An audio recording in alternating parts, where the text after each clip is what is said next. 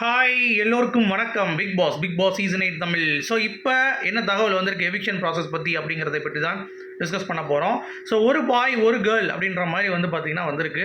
So இதுவும் வந்து ரூமரா என்ன அப்படிங்கிறது தெரில. பட் நியூஸ் வந்து பார்த்திங்கன்னா இப்படி தான் சர்க்குலேட் ஆகுது. நமக்கு தெரிஞ்ச சோர்ஸ் வந்து 2 பேர் அப்படிங்கிறது கன்ஃபார்ம் பண்ணிட்டாங்க. பட் யார் அப்படிங்கிறது இன்னும் வந்து கன்ஃபார்ம் பண்ணப்படல. ஒரே ஒன்று வந்து கன்ஃபார்ம்னா மஞ்சரி மட்டும்தான். இன்னொரு பொண்ணா இன்னொரு பையனா அப்படிங்கிறது இது வரைக்கும் வந்து கன்ஃபார்ம் பண்ணல அப்படிங்கிறத நான் சொல்லிக்கிறேன். அடுத்து பிக் பாஸ் வந்து ஒரு ட்விஸ்ட்டு கொடுத்தாருல, அதாவது இன்றைக்கி தான் சனிக்கிழமை தான் சொல்லுவோம் அப்படின்னு சொல்லிட்டு. ஸோ அது வந்து பார்த்திங்கன்னா நிறைய பேர் சொல்கிறாங்க சனிக்கிழமை வந்து அப்படியே கமல் சார் போனாட்டம் விஷ்ணு கொடுத்த மாதிரி தனியாக கூப்பிட்டு வச்சு ஒரு இதில் ரூம் மாதிரி அரேஞ்ச் பண்ணி அதில் போய் டிக்கெட் ஃபினாலே கொடுப்பாரு அப்படின்ற மாதிரி ஒரு ட்விஸ்ட் இருக்குது அப்படிங்கிறது பாயிண்ட்டு. அது வந்து டிடிஎஃப் அறிவிச்சிட்டாங்க. விஷ்ணுவை முன்னாடியே சொல்லிட்டாங்க டிடிஎஃப் வந்து இவர் தான் அப்படின்ற மாதிரி எல்லாத்துக்கும் வந்து தெரிஞ்சு போச்சு. ட்விஸ்ட் இருக்குது ஹிஸ்ட் இருக்குலாம் சொல்லவே இல்லை. சரியா, விஷ்ணு விளாண்டாரு. அடுத்த நாள் அப்படியே வந்துச்சு டிக்கெட் ஃபினாலே வந்து பார்த்திங்கன்னா அவர் கொடுக்கப்பட்டது. அமுதவாணனுக்கு வந்து பார்த்திங்கன்னா டிக்கெட் ஃபினாலே வெள்ளிக்கிழமை நைட்டே வந்து பார்த்திங்கன்னா ஒரு ட்ரோன் மூலமாக வந்து அப்படியே அவர் கையில் வந்து கொடுத்துச்சு, அதை வாங்கிக்கிட்டார். ஸோ இந்த மாதிரி அன்னன்னைக்கே கொடுத்துருவாங்க, இல்லைன்னா அடுத்த நாள் எபிசோடில் கொடுப்பாங்க அப்படிங்கிறது தான். பட் எந்த ஒரு நேரத்துலையும் பிக் பாஸ் வந்து ஒரு ட்விஸ்ட் இருக்குது அப்படின்ற மாதிரி சொன்னது இல்லை.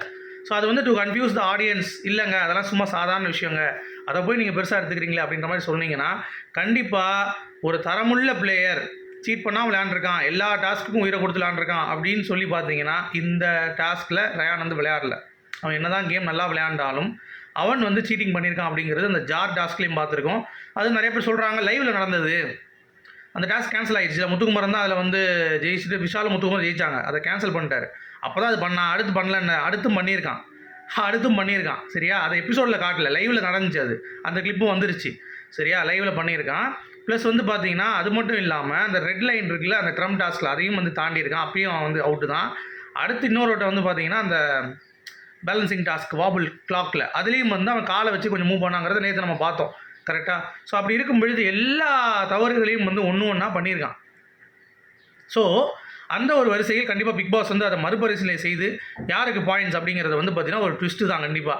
எனக்கு தெரிஞ்சு மேபி மஞ்சரி கூட வாங்குறதுக்கான வாய்ப்புகள் வந்து இருக்குது அப்படிங்கிறது எனக்கு தோணுது. சரியா, முத்துக்குமரன் கூட பாயிண்ட் பின்தங்கி உள்ள நிலையில் முத்துக்குமரன் இல்லைனா மஞ்சரி. ஸோ சௌந்தர்யாவுக்கு வாய்ப்பு இல்லைன்னா இந்த டாஸ்கில் அவங்களும் விளையாடல, அந்த பாபுல் டாஸ்கில். அதனால் அவங்களுக்கு வாய்ப்பு இல்லை. ஏன்னா 1 பாயிண்ட் 2 பாயிண்ட் எடுத்தாலும் அதுவும் வந்து சேராது. அதுக்குள்ளேயும் முத்துக்குமரன் மஞ்சரிலாம் வந்து நிறையா முன்னாடி போயிடுவாங்க டாப்பில். ஸோ அப்படி இருக்கும்பொழுது மஞ்சரிக்கு நிறையா வாய்ப்பு இருக்குது கிடைக்கிறதுக்கு அப்படிங்கிறது தான்.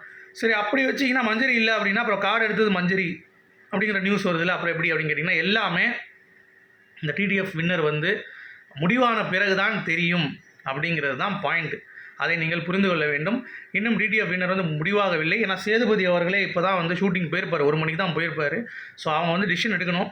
அவங்க இந்த ஃபவுல் பிளேலாம் வந்து கன்சிடர் பண்ணி ஒரு நல்ல முடிவாக கண்டிப்பாக சொல்வார்கள் அப்படின்ற ஒரு நம்பிக்கை எனக்கு இருக்குது. ஏன்னா கமல் சார் இதே மாதிரி ஒரு சினாரியோ பண்ணியிருக்கார். சீசன் 4 நடந்திருக்கு. என்ன அப்படின்னா அவங்களுடைய வெற்றி பறிக்கப்பட்டு, தனலட்சுமி வெற்றி பறிக்கப்பட்டு விக்ரமன் அவர்களுக்கு கொடுக்கப்பட்டது. அதே மாதிரி சீசன் 1 வந்து பார்த்திங்கன்னா கணேஷ் செகண்ட்ராமன் வந்து ஜெயித்த டிக்கெட்டை ஸ்னேகன் அவர்களுக்கு வந்து கொடுக்கப்பட்டது. ஸோ சீசன் 1 இருக்கிறது வந்து ரிப்பீட் ஆகும் அப்படிங்கிறது எனக்கும் தோன்றுது. ஸோ கண்டிப்பாக நடக்கும்.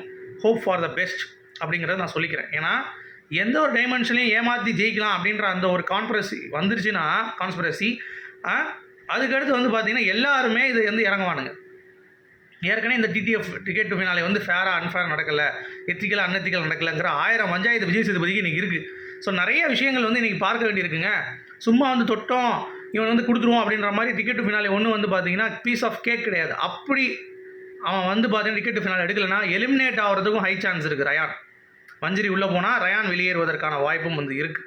சரியா, ரயான் அப்புறம் வந்து மஞ்சரி இல்லை அப்படின்னா பவித்ரா, இல்லை ரயான் ஜாக்லின் கண்டிப்பாக சேவ் ஆயிடுவாங்க அப்படின்ற மாதிரி தோணுது. ஸோ வா மச்சான் போ மச்சான் அந்த பாட்டுக்கு வந்து கரெக்டாக இருக்கும். ஏன்னா அவன் வந்து வா மச்சான் போ மச்சான் சொல்லிட்டு இருக்கேன். So hope for the best. கண்டிப்பாக ஏதாவது இருக்கும் அப்படின்றத நான் நம்புகிறேன். உங்களுடைய கருத்துக்கள் என்ன அப்படிங்கிறத சொல்லுங்கள். மீண்டும் சந்திப்போம். Good bye. Thank you guys.